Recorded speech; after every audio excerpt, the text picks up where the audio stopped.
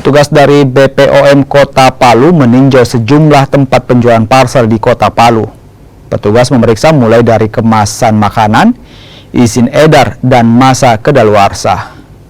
Dari hasil peninjauan sejumlah tempat penjualan parsel, tidak ditemukan adanya parsel yang tidak layak konsumsi. Meski begitu, BPOM Kota Palu tetap memantau dan mengawasi penjualan parsel dan makanan kemasan yang mulai ramai diburu warga jelang Natal dan Tahun Baru. Jadi kemarin produk-produk yang sudah kadaluarsa ataupun yang kemasannya sudah rusak atau penyok, kemarin kita lakukan salah satunya pertama kita minta sarana untuk memusnahkan, kita sebagai saksi ya, pemilik barang kan si sarana, atau kalau enggak, kalau memang bisa diretur gitu ya, artinya retur bukan untuk diperjualbelikan lagi, nah, kita bisa silakan diretur gitu, nanti kita minta buktinya seperti itu ya, atau hal lainnya kemarin lebih kepada memang sarana melakukan pemusnahan dan kami menyaksikan.